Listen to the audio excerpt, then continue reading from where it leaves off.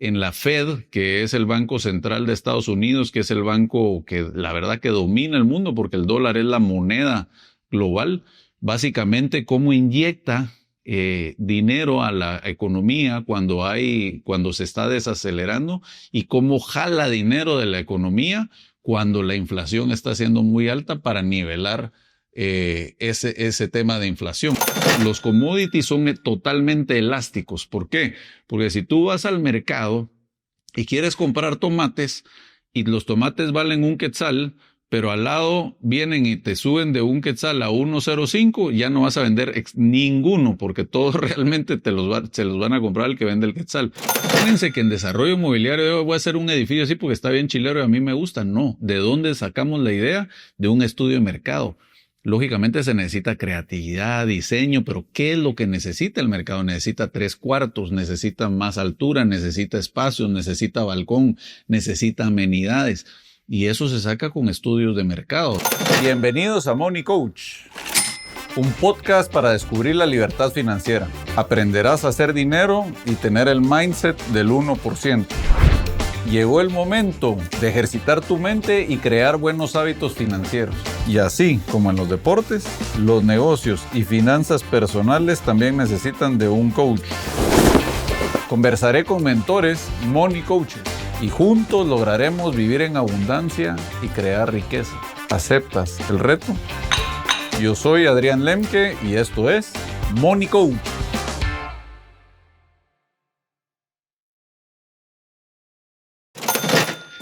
Amigos, bienvenidos a otro episodio de Money Coach. Hoy les traigo algo más especializado para jóvenes. No tiene que ser solo para jóvenes, sino podemos decir de personas de 20 que están por graduarse de la universidad, hasta alguien incluso de 45, 50 años puede ser, porque hoy lo que les quiero explicar es si ustedes están considerando hacer un MBA, un Master Business Administration, ¿qué es lo que van a ver? Porque ustedes pueden ver el currículum, pero lo que quiero es con mi experiencia sumado a la práctica, qué es lo que van a aprender y cómo les va a funcionar después, porque con eso ya se pueden hacer una idea.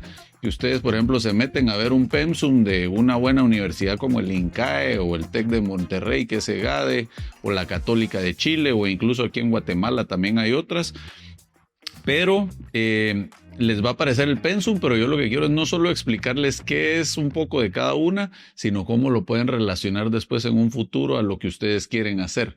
Entonces, aquí el tema de hoy es, en una hora te voy a dar lo que vas a estudiar o ver en un MBA de 2 años. No te voy a enseñar en una hora lo que un MBA de 2 años te va a enseñar, sino que en una hora te voy a decir qué es lo que aprenderás y cómo te va a servir después, tanto por las materias principales. Entonces, comencemos, ¿verdad?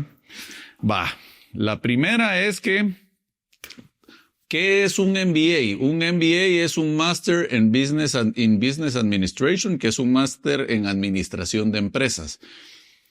¿Por qué es el que, en mi opinión, vale más la pena como una maestría? Porque realmente esto te sirve para todo. Por ejemplo, si tú eres un chef y realmente lo que quieres es poner tu negocio, un MBA es un must. O sea, sí tienes que tenerlo y te voy a decir por qué. Porque los chefs son artistas.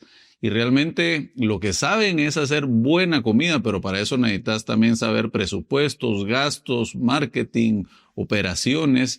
Entonces, si no tienes ese complemento, es muy probable que no te vaya a ir bien, al menos que te asocies con alguien que ya lo tenga o que sepa de eso. Pero lo que quiero decirte es que, por ejemplo, si tú eres un ingeniero civil o eres un economista o eres un administrador de empresas, mercadólogo, ingeniero industrial, el MBA es como el común denominador. Incluso muchos dicen, me voy a meter al máster en finanzas. Yo te recomiendo más el MBA, incluso si quieres llevar finanzas, porque es algo un poquito más global.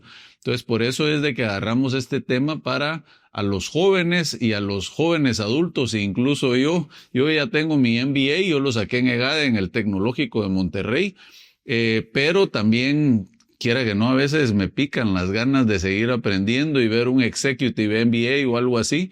Entonces, por eso es que digo que esto puede ser incluso para personas hasta de 50 años, porque todavía están en la vida profesional y realmente es algo que te puede dar mucho valor agregado, ¿verdad? Recomendaciones de MBA específicas. Yo les diría en Latinoamérica, creo que han evolucionado mucho, pero está la que yo tomé, GADE, está que es la del TEC de Monterrey, está la del INCAE, está la de la Católica de Chile, creo que está la de Adolfo Ibáñez, habrán otras en México, en Austin, UT, ahí también terminé yo la parte del MBA en finanzas, es muy buena. Y aquí en Guatemala hay varias universidades, incluso mi amigo, mi fellow Shark, que es Hugo Díaz, está como director del MBA del Acton, que esa es muy especializada en emprendimiento y emprendedores, por si ese es el camino que quieres llegar. La Marroquín también tiene su MBA, la Landívar, todas las universidades tienen MBA, entonces para que hagas tú tu research. Pero ahorita empecemos con la explicación para que ya realmente entiendas qué es lo que vas a ver en un MBA. Va. Entonces, primero empecemos con lo que más me gusta, contabilidad y finanzas. ¿Qué aprenderás realmente? Leer y entender estados financieros. ¿Qué es eso? Estados financieros los tres principales son el estado de resultados, que es el P&L, se dice en inglés, que es ganancias y pérdidas de la empresa, ¿va? Donde tenés ingresos, gastos y utilidades, ¿verdad? Luego está el balance general, que es la situación actual de una empresa, es lo que tiene entre activos, pasivos y capital contable. Y por último, el flujo de caja, es cómo se mueve el cash. Eso es lo que vas a aprender en la parte más que todo en la contable y en la financiera. Contable es cómo estructurar y hacer eso, y financiero, ¿saben cómo lo defino yo para que entiendan la diferencia entre contabilidad y finanzas? Contabilidad es más de lo que ya pasó, es cómo registras lo que ya tienes. Finanzas es un poco más entender lo que ya pasó y cómo puedes proyectar, y un poquito más indicadores, ¿verdad? Para que veas un poquito las diferencias entre ambas. Entonces, el primer punto, leer y entender estados financieros, diferenciar ventas, utilidad y liquidez.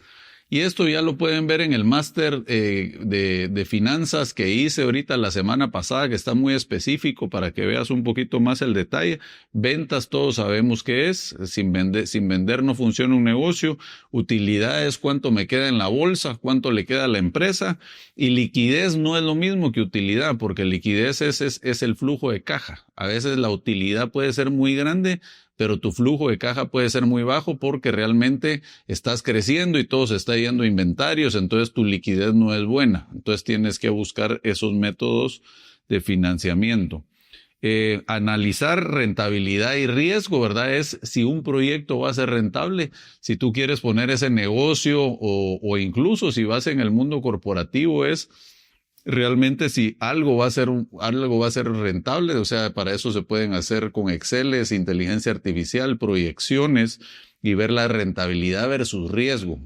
Pues no se supone, si es así, a mayor rentabilidad, mayor riesgo, pero eso a veces es el riesgo percibido. Pero, por ejemplo, si algo te dice, mira, tu rentabilidad puede ser una tasa interna de retorno, que también lo vamos a ver aquí adelantito, de un 25%, qué bonito suena, pero también hay bastante riesgo involucrado. A ver, si yo pongo el dinero en el banco a un 4%, pero mi riesgo es mínimo porque los bancos son muy líquidos, sólidos, están regulados, entre otros. Entonces, a mayor rentabilidad, mayor riesgo, a menor rentabilidad, menor riesgo. Eso también lo vas a ver en lo que es parte de contabilidad y finanzas. Entonces, conceptos claves que vas a ver. El VAN, valor actual neto. El valor actual neto es agarrar flujos futuros y traerlos a valor presente, y se descuenta a una tasa de descuento. El ejemplo más fácil que les pongo aquí, tú metes 100 al banco, te va a generar 4%, entonces quiere decir que en un año te van a dar 104, 100 de capital más 4 de tus intereses. Pero si tú quieres ver el valor actual neto, es traer esos 104 a valor presente, tú esos 104 les descuentas esa tasa de descuento del 4% y te da 100. Entonces ahí, ese es el valor actual neto. Pero normalmente se hace en que ves, y estoy entrando un poquito más en detalle en este punto porque este es de los más importantes en finanzas, Si mi inversión es de $100,000, los flujos futuros descontados a la tasa de descuento, que es la rentabilidad que yo espero recibir en eso, tiene que quedar positivo. Si queda en cero, es que la tasa de descuento está llevando esa rentabilidad que tú quieres. Si queda positivo, es de que tu rentabilidad, tu tasa interna de retorno está siendo más alta que tu tasa de descuento. Y si queda negativo, es que ese proyecto no lo vas a tomar. Entonces, en cero es como el punto de equilibrio si tomas o no tomas el proyecto. Bueno, luego tenemos la tasa interna de retorno que va amarrada al valor actual neto. La tasa interna de retorno es mi rendimiento, no nos compliquemos, es mi rendimiento. Si algo te dice, mi TIR es del 25% en este proyecto, suena súper atractivo, ¿verdad? Entonces, ¿qué vas a aprender mucho ahí entre la tasa de descuento y la TIR? Cuando la TIR y la tasa de descuento se igualan, es que cabal el proyecto va a dar cero en el valor actual neto. Si queda positivo es que la TIR es más alta que el valor actual neto, y si queda negativo es que la TIR es menor que el valor actual neto. Luego de la tasa interna de retorno, yo les diría en finanzas, el valor actual neto y tasa interna de retorno, yo les diría es tal vez de lo más importante, porque ahí es donde evalúas tú si inviertes tu dinero o si tomas un proyecto o no. Luego tenemos el payback, que vas a ver también en los cursos de finanzas, que es el tiempo de recuperación de la inversión. Ejemplo simple, yo invierto 100 y voy a recuperar 25 cada año. Eso quiere decir que 4 años es mi payback time. ¿Por qué? En 4 años voy a recibir yo esos 100 de regreso. Apalancamiento. Ese es bien importante, que es el uso de deuda para crecer y sus riesgos. Entonces, en el apalancamiento, tomemos en cuenta que es cuando utiliza uno deuda y cuando no. Usar deuda es riesgo. O sea, no crean que usar deuda no es riesgo. ¿Cuándo es el momento de utilizar la deuda? Entonces, eso vas a aprenderlo también en el curso de finanzas, y vas a ver contablemente cómo se registra, cómo se lleva y cómo se lee en un estado financiero. Vamos a ver un ejemplo rápido. 2 proyectos. Uno paga más, pero en 10 años. Otro menos, pero en 2. El MBA te enseña a decidir con BAN y TIR cuál tomar, ¿verdad? Entonces, vas a ver proyectos donde dices, tengo el proyecto A y el B, y con el valor actual neto y la tasa interna de retorno, vas a evaluar cuál tomas. A veces uno es excluyente de otro, o a veces puedes tomar los dos. Por ejemplo, un ejemplo simple, si en este me da un valor actual neto de más de 0, en este también me da un valor actual neto más de 0, en este me da una TIR del 20% y una de 30%, no quiere decir que tome solo el de 30%. Yo si tengo el capital o los recursos, tomo los dos, porque un rendimiento del 30% y un rendimiento del 20%, ambos son atractivos. Entonces ahí es donde uno dice, bueno, que va, pero es para evaluar y decidir entre ambos. Aquí te di más del 50% de la importancia de los cursos de finanzas en el MBA. Es cómo evaluar proyectos para saber invertir, sacar esas inversiones y esos retornos esperados. Luego vamos a pasar a economía. Entonces, en economía tenemos microeconomía y macroeconomía. Microeconomía es básicamente la empresa, macroeconomía es más global. Entonces, por eso entre las carreras tú puedes haber estudiado economía y ya vas a ver un poquito de todo, pero la micro es más a la empresa y macro es cómo está funcionando la economía global, el Producto Interno Bruto, cómo funcionan las exportaciones, las importaciones, el comercio global. Es un poquito más generalizado, mientras que en micro vas a ir al negocio en sí, cómo funciona esa economía del negocio, ¿verdad? Entonces, ¿qué aprenderás realmente? Entender cómo funciona el mercado y el entorno económico, ya yendo un poquito más al tema macro. Anticipar efectos de inflación, tasas e ingresos. Entonces, inflación, ¿qué es inflación? Inflación es un aumento de precios. Y entonces, ¿por qué habla mucho de demanda y oferta? Porque la inflación está hay varios no voy a entrar a detalle porque de eso no es esta plática, pero la inflación pueden haber muchas razones por la que pasa, pero la que más vas a aprender acá es un balance entre la demanda y oferta. Si tú tienes esto de oferta y esto de demanda, vas a tener este precio, pero ¿qué pasa si la demanda se aumenta lógicamente y la oferta se queda igual? Estos empiezan a subir precios porque no hay más oferta. Entonces, así funciona la inflación. Y la inflación es algo que hay que aprender y estudiar y entender bien, hasta incluso para las inversiones, porque si la inflación es del 5% y algo de tu inversión te está rindiendo un 5% anual, básicamente estás ganando cero, porque lo que estás haciendo es solo que ese dinero está creciendo a la inflación. Un ejemplo simple es, tengo 100 quetzales, la invierto en el banco al 5% y la inflación es del 5%. Entonces al próximo año voy a tener 105 de que me va a dar el banco, pero también lo que hoy costaba 100, ahora cuesta 105. Entonces el poder adquisitivo de tu dinero es exactamente igual. Entonces así es parte de lo que vas a aprender en inflación.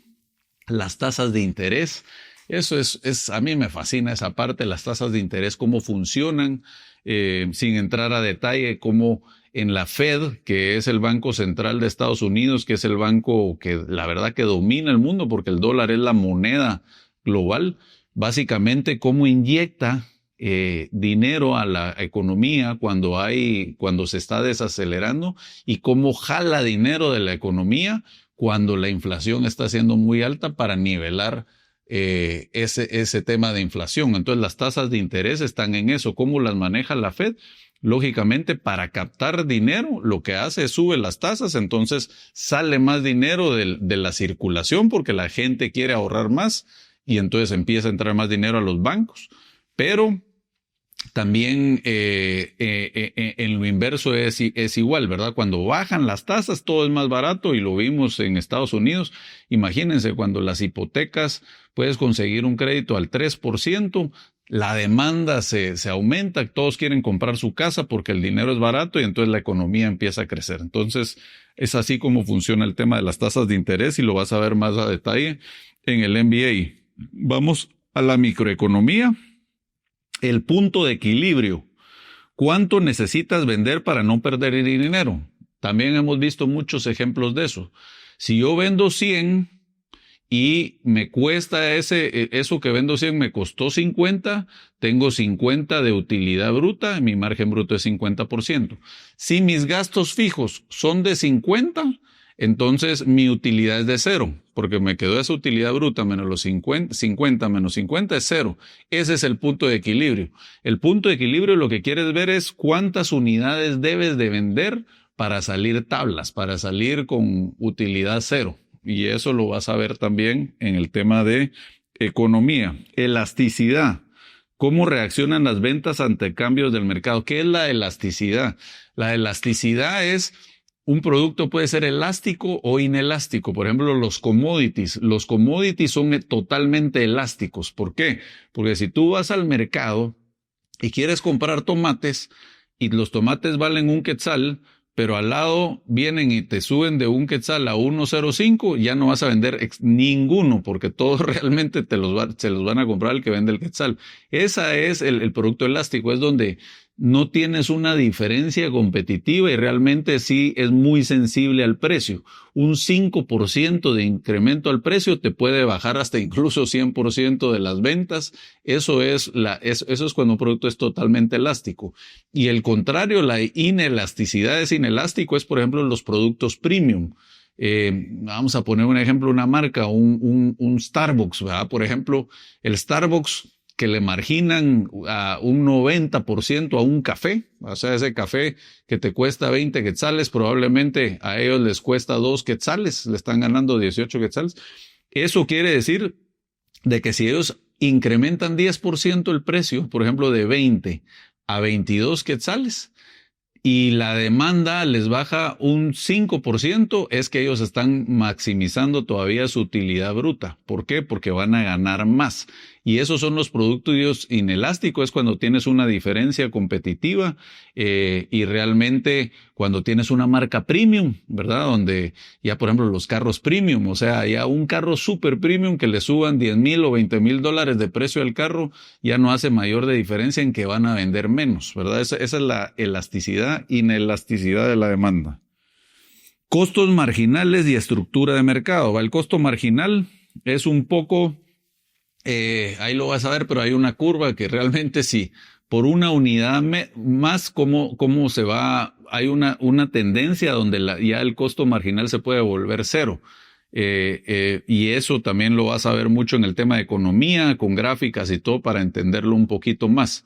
El costo marginal se puede aplicar a muchas cosas y hasta incluso en algo que no es tan numérico. Es como, por ejemplo, si te gusta McDonald's, tú te vas y te comes un Big Mac y sientes una sensación deliciosa. Pero si te comes 2, al segundo el costo marginal baja. Y al tercero probablemente ya ni te agrade, ya no te cabe, ¿no? Entonces ese es el tema un poquito del tema marginal para que lo entiendas, ¿va? Bueno, vamos a la macroeconomía, porque ahorita todavía estamos viendo en los cursos de economía que vas a recibir.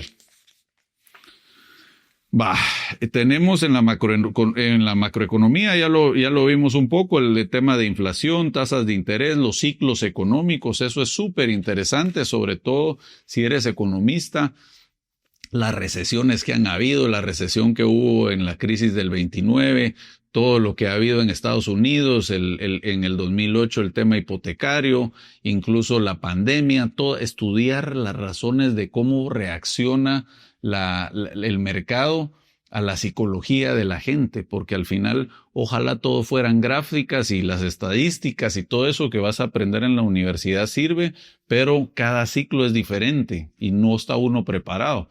¿Quién se imaginaba que iba a haber una pandemia? Entonces tú puedes decir, ahorita yo puedo proyectar el futuro con todo eso tema de economía y no es cierto porque va a venir un evento que no había habido antes. Entonces a veces se les llama como los Black Swans, ¿verdad?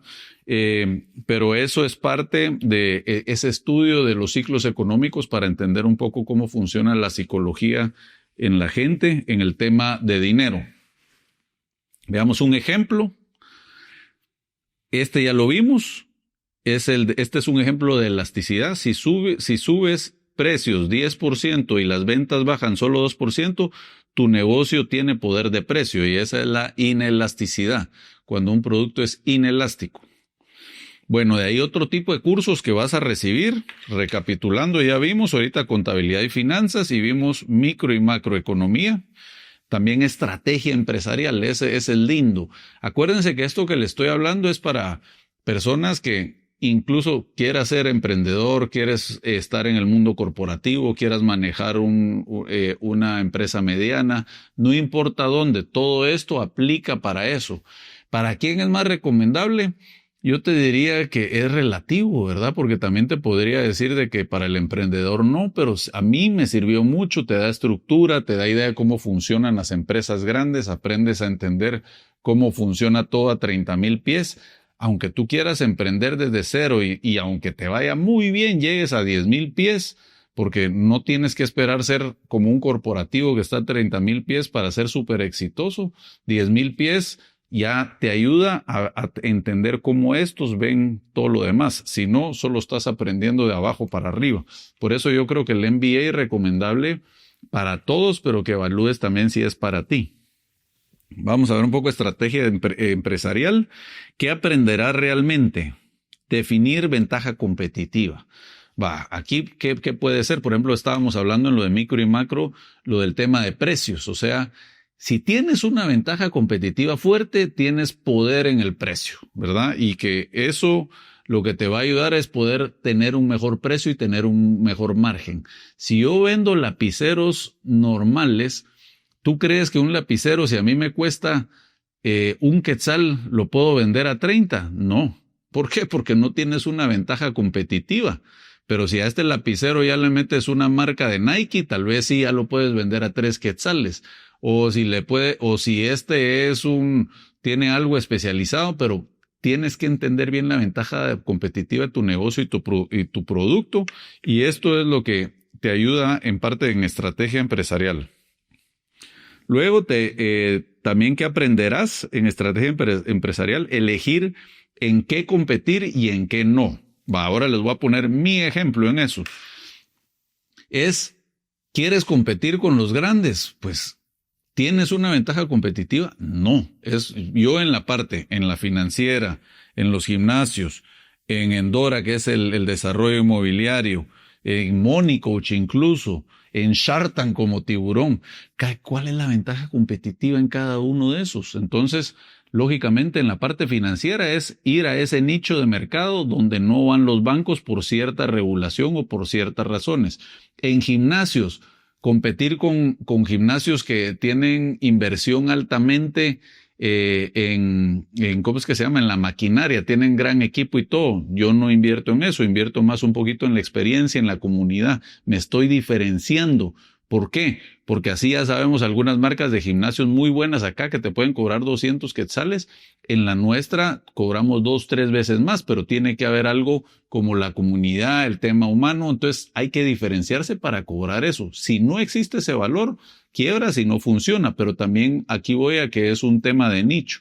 En Endora, creo que lo mencioné en alguno de los podcasts, realmente hay empresas grandes desarrolladoras, ¿verdad? Por ejemplo, Spectrum es muy conocida por los centros comerciales y todos que también están en el tema inmobiliario.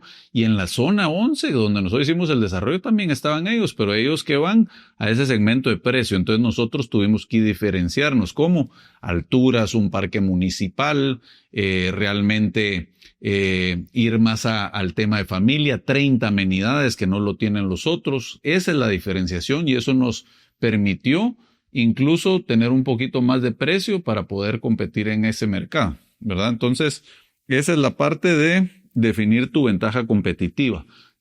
Luego tenemos elegir en qué competir y en qué no. Es la estrategia, qué camino tomo, qué no tomo.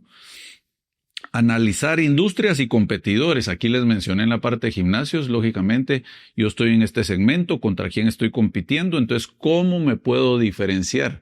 ¿Por qué estoy hablando de esto? Porque esta es la estrategia. ¿Voy a competir directamente con ellos o me voy a diferenciar con una estrategia diferente? La estrategia en los gimnasios es comunidad, es la experiencia, es servicio semipersonalizado de coaching versus la competencia que realmente lo que tiene es muy buenos equipos, pero no tiene esa atención personalizada. Eso es un poco el analizar las industrias y los competidores. Conceptos claves. Estrategia no es crecer, es elegir. Acuérdense que la estrategia nos tiene que ayudar a tomar una decisión, es por dónde voy a ir. Entonces, es como ser decidido, pero ya tener una estrategia.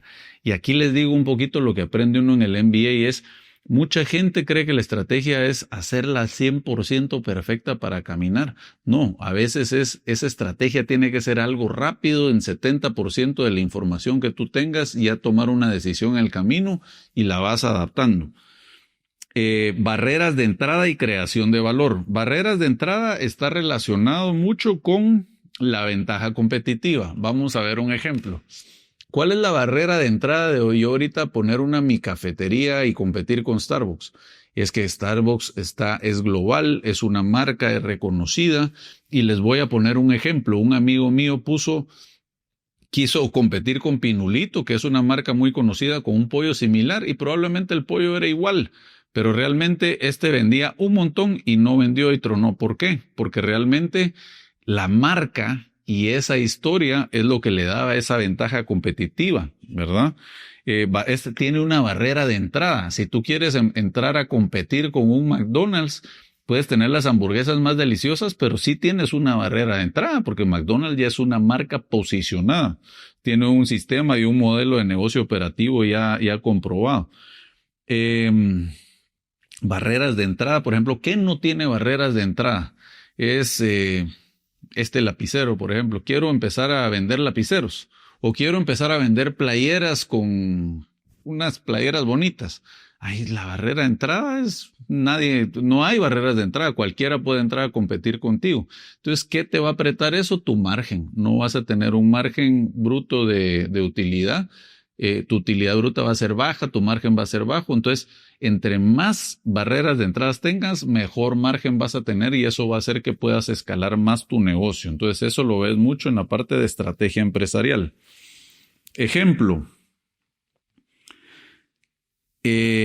Crecimiento rápido sin estrategia suelen destruir valor. O sea, eso es como tirarte a la acción sin tener un plan de acción y una estrategia, ¿verdad? Hablamos, lo que también mencioné es la creación de valor. ¿Qué creación de valor le estás dando al cliente?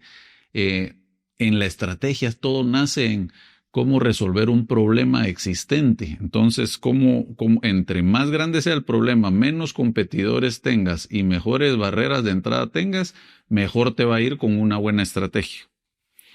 Luego de estrategia empresarial están los cursos de marketing y ventas.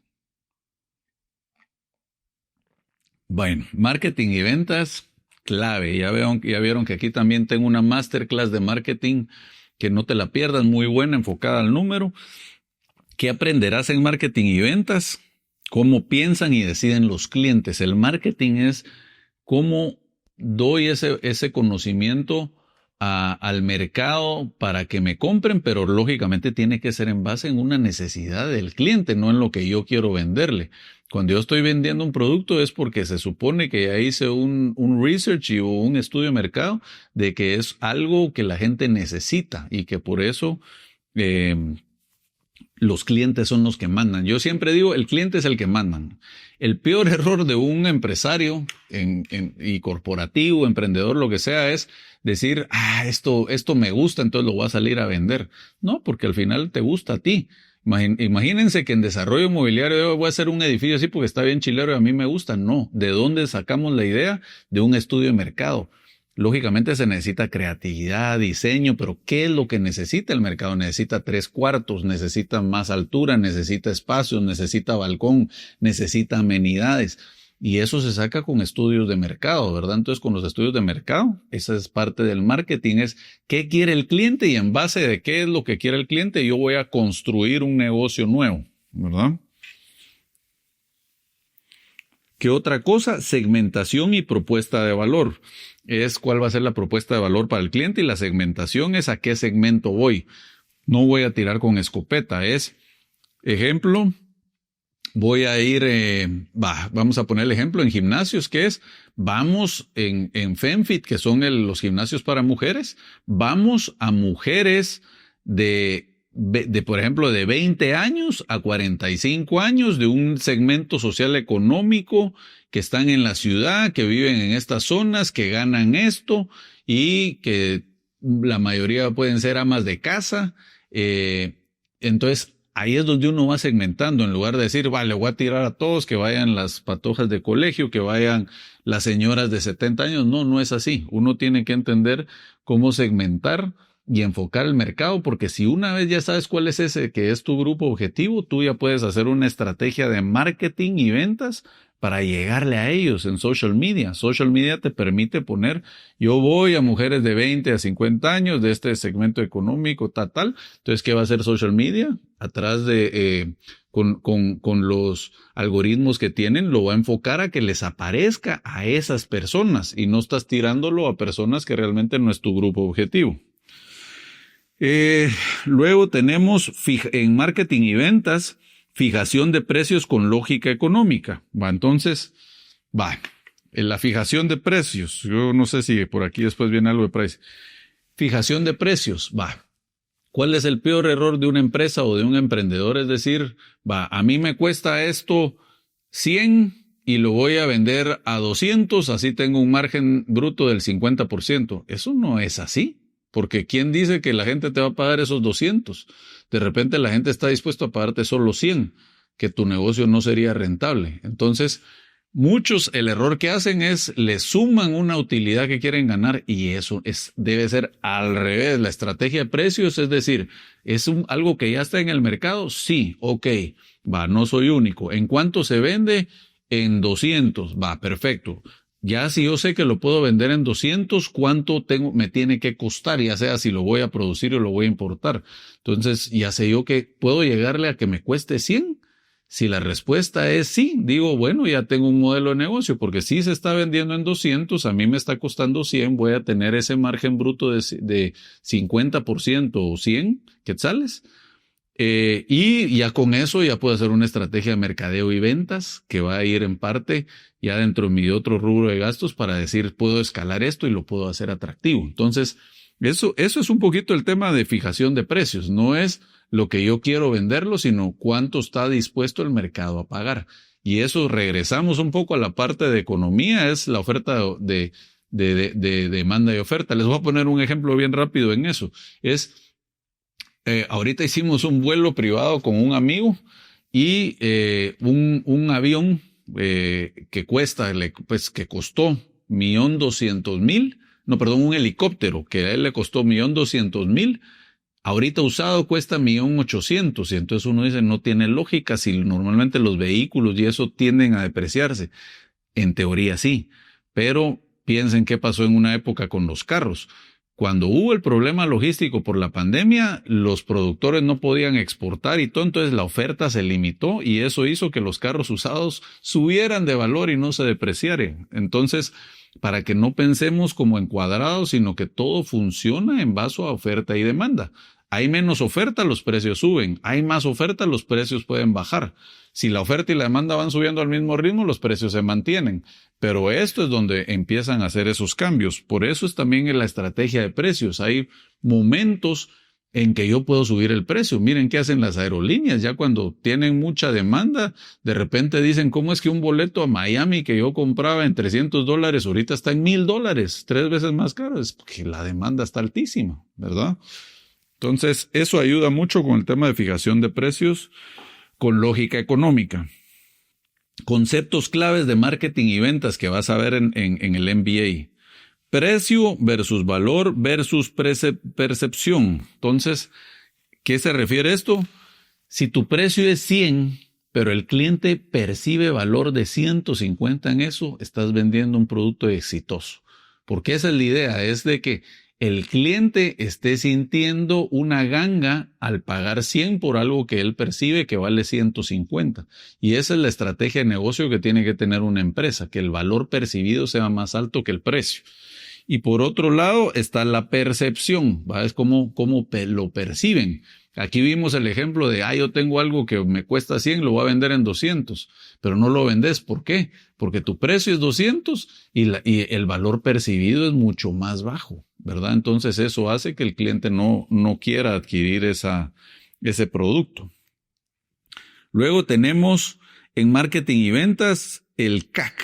¿Qué es el CAC? Estos dos que vienen ahorita, que aquí les van a aparecer en pantalla, son probablemente para mí los más importantes en marketing y ventas para evaluar si invierto más o menos en publicidad. Y lo pueden ver en el máster de marketing, que tenemos un podcast completo de eso. El CAC es el costo de adquisición de cliente y en inglés es Customer Acquisition Cost. Y el LTV, que es valor del cliente en el tiempo, o es Lifetime Value. Entonces, ¿cómo funciona esto? El Lifetime Value, si es mayor al CAC, eso quiere decir que puedo tomar decisiones de invertir más en publicidad.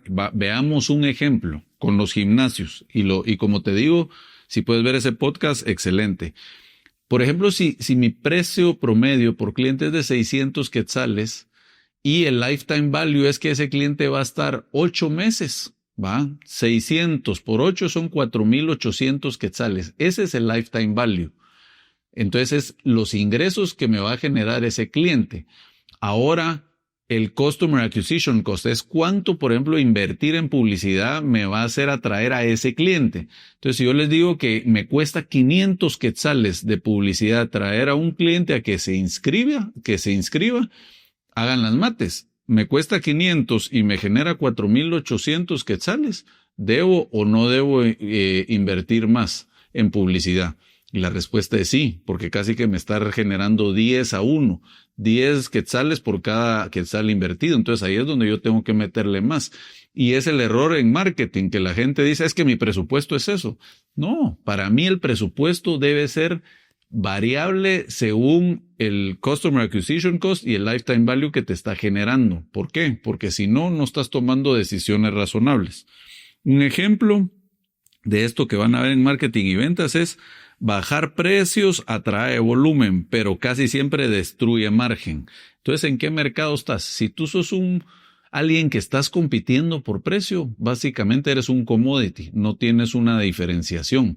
Entonces, si tú realmente te estás bajando los precios hasta donde puedas porque la competencia no estás dando ese valor, eres un commodity. Entonces o buscas cómo generar ese valor percibido y darle más valor al cliente, o salte de ese negocio y empieza en otro, porque en mi opinión estar en venta de commodities, de donde realmente si yo le bajo un centavo ya no voy a vender nada, ese es un red flag bien alto en la vida real de no estar en ese negocio, ¿verdad?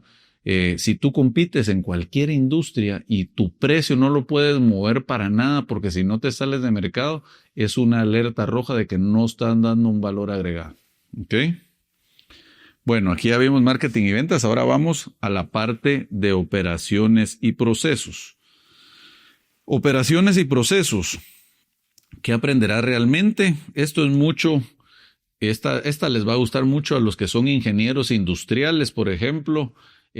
Porque es esa estructura de eficiencias, de procesos, de cómo llevar en la industria de producción es muy interesante. Entonces esto te puede ayudar mucho a entender eso. ¿Qué aprenderás realmente? La eficiencia operativa es cómo ser más eficiente en esa logística, cómo mejorar los tiempos, cómo reducir los costos y optimizar el resultado. La reducción de costos sin sacrificar calidad siempre es como logro bajar mis costos a lo mínimo sin que sacrifique esa calidad que percibe el cliente. Identificar cuellos de botella. ¿Qué es cuello de botella? Cuando viene todo y dónde se está quedando trabado la mayor parte del flujo, ¿verdad? Veamos un ejemplo. Muchas empresas quiebran por ineficiencia, no por falta de ventas. Entonces esto es la parte operativa y eso es en todos los negocios. Lógicamente va a ser más complejo y más interesante en las industrias de producción donde hay más procesos que en algo de servicios, donde servicios es un poquito más el proceso de venta, el proceso de servicio al cliente. Siempre incluye una logística también, ¿verdad? Bueno, luego vas a ver una que me encanta y en esa época uno no la valora, pero yo creo que para mí es la más importante, aunque tomemos en cuenta que todo va amarrado en esto, que es liderazgo y personas, es people, es todos los negocios dependen de personas. Y ahora uno va viendo cómo cada vez todo está más inteligencia artificial y robotizado, pero los negocios no van a funcionar sin personas. Entonces es como el liderazgo, y eso lo menciono en mi libro de los 3 pilares del éxito, es el liderazgo. Entre más fuerte sea tu liderazgo, más gente vas a poder tener abajo y ese leverage y ese apalancamiento te va a permitir tener más libertad de tiempo para poder estar más preparado y tomar mejores decisiones. Entonces, liderazgo y personas, no subestimes estas clases que son importantísimas. Tú puedes ser excelente en algo como ventas, operaciones y todo, pero si no eres un buen líder, eres un one-man show donde tu crecimiento se va a estancar. Entre mejor líder seas, más vas a crecer tanto económica como profesionalmente, como en cualquier rubro. Luego tenemos ¿qué aprenderá realmente? Cómo liderar equipos, que ya lo mencionamos. Diseñar incentivos. ¿Qué quiere decir de eso? De que realmente hay incentivos económicos para la gente que sea más productiva, pero también hay incentivos emocionales, ¿verdad? Es como, por ejemplo, cómo tener esa conexión con tu gente, donde realmente no todo es dinero lo que incentiva a la gente, es un balance de varias cosas, y entonces aquí están varios diseños de incentivos que te pueden ayudar en eso. Construir cultura organizacional es como generar esa cultura. Cada empresa tiene su cultura y cada es diferente. Cuando tú contratas a alguien, no es lo mismo decir a esta persona me parece excelente. Lo que tienes que preguntarte o lo que me pregunto yo es ¿se va a adaptar a la cultura? Y tomen en cuenta, en cada negocio es diferente la cultura. En la financiera, en los gimnasios, en desarrollo, inmobiliario, en todo, la cultura es diferente. Entonces, no es solo el talento de atraerlo, sino es alguien que se va a adaptar a la cultura, que es la esencia que el negocio tiene. Por eso es que has visto que muchas empresas vienen y las venden exitosamente y de repente ves y truenan. ¿Por qué? Porque metieron a CEOs o a gente que no estaba apta a la cultura y mató el negocio, ¿verdad? Una cultura puede destruir un negocio. Ejemplo, la cultura no es lo que se dice, es lo que se tolera. Bueno, de ahí otras en el MBA, que eso te va a gustar si quieres ver esa parte de emprendimiento, ese emprendimiento, innovación, la parte de creatividad y cómo emprender. ¿Qué aprenderás realmente? Validar ideas rápidamente, diseñar modelos de negocio, gestionar riesgos y escalar, ¿verdad? Si ya eres emprendimiento, estas las traen ya los MBA y también por eso les mencioné mucho este MBA de Acton, que es especializado en emprendedores. También si quieres evaluar algo un poquito más enfocado solo a emprendimiento, si ya estás 100% que vas a ir por ese rumbo, entonces ahí puedes ir viendo un poquito ese balance. Ejemplo, un MBA no te vuelve emprendedor, te ahorra errores caros.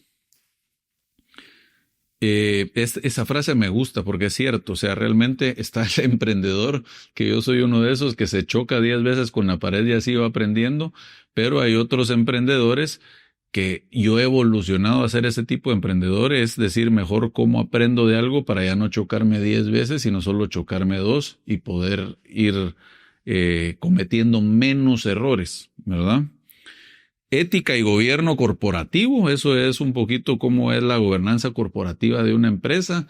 Te diría es más fuerte en el tema si quieres estar en un corporativo grande, pero también en una empresa pequeña. Si va evolucionando, sí tienes que tener esa gobernanza corporativa, sobre todo si tú como emprendedor realmente en un momento quieres salir de la operación, ¿verdad? O sea, otra cosa es que tú seas el CEO toda la vida, que tú evoluciones de ser el CEO a ser solo un director o un accionista o un inversionista de ese negocio. La ética, ¿verdad? El código de ética es que es tolerable, que no. Por ejemplo, en mi caso, en las empresas, los valores, ¿verdad? La honestidad es no negociable, la comunicación, la lealtad, disciplina, la ejecución es getting things done, pero la ética es un poco que a veces no a veces, pues depende en qué, pero es no negociable. O sea, para mí la honestidad es no negociable. Entonces, si uno de mis gerentes o líderes me dice una mentira, sabe que ya perdió mi confianza y que ya la relación no va a funcionar. Entonces hay código de ética en ciertos rubros que son no negociables y en otros que pueden ser más flexibles. Pero aquí viene un poco a aprender toda esa parte de ética y gobierno corporativo. ¿Qué aprenderá realmente? Tomar decisiones responsables, entender riesgos legales y reputacionales, ¿verdad? Que eso en el gobierno corporativo tiene que ver. Pensar a largo plazo. ¿Qué nos pasa a veces a los empresarios? Es que estamos viendo el mes a mes la utilidad, cómo estuvo, perdimos, ganamos, en lugar de estar viendo como el long picture, es de ver a futuro y realmente entender qué visión, cómo va, cómo ver toda esa imagen y sabemos que el negocio va a tener turbulencia, entonces es pensar a largo plazo y no pensar solo en el corto plazo. Ejemplo, una mala decisión ética puede destruir una empresa rentable. Sí, eso es totalmente válido. Es, por ejemplo, veámoslo en desarrollo inmobiliario. Acabo de leer un libro de Jorge López, que es uno o el mayor desarrollador inmobiliario, que es un cubano. Se lo recomiendo el libro. Se llama Powerhouse. Que él nunca ha aceptado de gobierno un soborno. O sea, él nunca ha dado como una mordida o algo para sacar alguna licencia de sus desarrollos. Y entonces eso se basa con una mala decisión ética. Ya vieron aquí en Guatemala todo el caso, ¿cómo se llamaba esta empresa?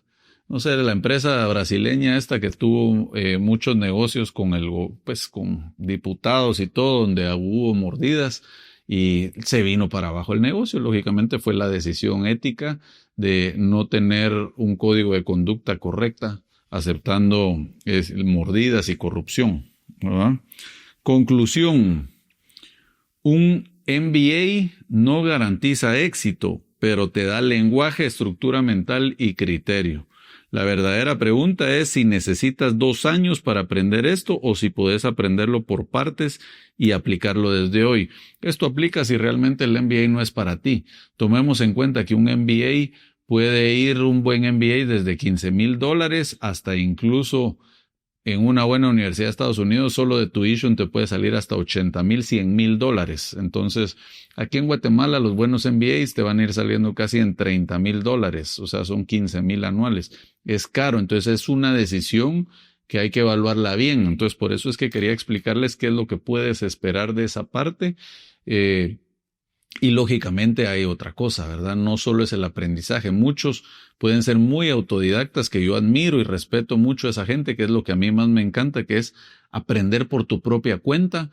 Pero también tomemos en cuenta que si tú aprendes lo mismo por ti mismo que en el MBA, pero aquí tienes ese título sí te va a pesar mucho en el tema corporativo como currículum a que no lo tengas, ¿verdad? Ha ido evolucionando esa parte, pero sí pesa para que también sea parte para tu decisión. Y como tenemos un par de minutos todavía, vamos a recapitular de forma bien breve cada uno de los puntos. Contabilidad y finanzas, ¿quién los lleva en la empresa? Está el CEO y luego tiene su línea de abajo. ¿Quién lleva contabilidad y finanzas? El CFO, Chief Financial Officer, que en Guatemala es el gerente financiero, ¿verdad? El gerente financiero tiene abajo a su gerente de contabilidad, su auditoría interna, tema de administrativo, para que te hagas una idea. Luego que vimos economía, micro y macro, eso aplica mucho para cualquier área, pero sí lógicamente para el CEO. El CEO es el que tiene la visión, el gerente general tiene que tener esa visión clara, entender los mercados, entender que el mercado se está moviendo de este lado, entonces la estrategia se tiene que modificar. Entonces va mucho a la cabeza de la empresa o del emprendimiento o del negocio, ¿verdad? Luego tenemos la parte de estrategia empresarial, lógicamente va para todas las áreas, pero es clave el CEO. El CEO, el gerente general, es el que tiene que tener la estrategia clara a dónde vamos. La estrategia es vamos hacia allá, y si en algún momento el mercado se está moviendo, ¿cómo tienes que modificar esa estrategia? Eso es responsabilidad total de la cabeza. No quiere decir que tú en las otras no sepas de estrategia empresarial, porque también si tú eres, por ejemplo, el COO, el gerente operativo, tienes que tener una estrategia también. En el parte de marketing tienes que tener una estrategia, en la parte de ventas tienes que tener una estrategia, en finanzas también. Pero ya viéndolo así a más grandes rubros, esto es muy importante para el gerente general. Marketing y ventas, lógicamente para el CMO. Les doy mucho término en inglés porque hay que aprendérselo. Todo se está volviendo global y hay que entenderlo. Chief Marketing Officer, que es el gerente de mercadeo. Entonces, en marketing y ventas va a estar el gerente de marketing. A veces el mismo gerente de marketing es marketing y ventas, pero son 2 estrategias que trabajan en conjunto, para que lo entiendas, pero no son similares. Acuérdate que el gerente de marketing lo que quiere hacer es entender qué es lo que necesita el cliente para producir bien ese producto o servicio, y cómo luego de tenerlo y diseñarlo, ya hacérselo llegar a través de publicidad, promociones, etcétera, ¿verdad? Mientras que ventas es ya generó los leads y atrajo a ese tipo de clientes, es como estos cierran las ventas. Entonces, esa es la separación entre ambos rubros de marketing y ventas. Luego tenemos las operaciones y procesos, lógicamente el COO, que es el Chief Operating Officer, que es el gerente operativo. Aquí hablamos mucho de ingenieros industriales, ingenieros, toda la parte de ingeniería, que es más de procesos y todo, ¿verdad? Entonces va más aplicado a esa parte. Liderazgo y personas, eso es para todos los gerentes. Toda persona que tiene a alguien a su cargo debe tener que mejorar ese liderazgo y trabajarlo y empoderarlo y entenderlo bien. Luego está emprendimiento e innovación, que lo hablamos por si quieres emprender o también tener esa parte creativa para la innovación de productos, proyectos, estrategias, etcétera.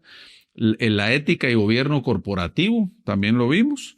Pero aquí yo creo que ya vamos concluyendo en lo que te sirve de un MBA, ¿qué camino vas a seguir? Porque si al final decidiste, estudiaste auditoría y vas en camino de ser un CFO, no necesariamente, pero se supone que por ahí va el camino. Luego de CFO puedes ya tender a ser el CEO. Economía, los que estudian economía, pues por ejemplo Diego Pulido es economista y él básicamente era el gerente de Banco Industrial, o por ejemplo Raúl González Merlo, que es el gerente de Cementos Progreso, es economista y no un ingeniero, ¿verdad? Para que tengan una idea.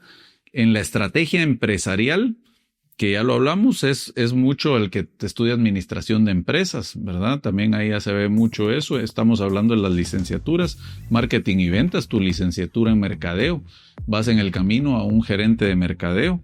Operaciones y procesos, los ingenieros industriales, ingenieros civiles, una mente muy operativa, van en camino a ser muy buenos gerentes operativos. Liderazgo y personas es general para todos. Lógicamente, el mero líder es el CEO es el que tiene que tener ese liderazgo más fuerte.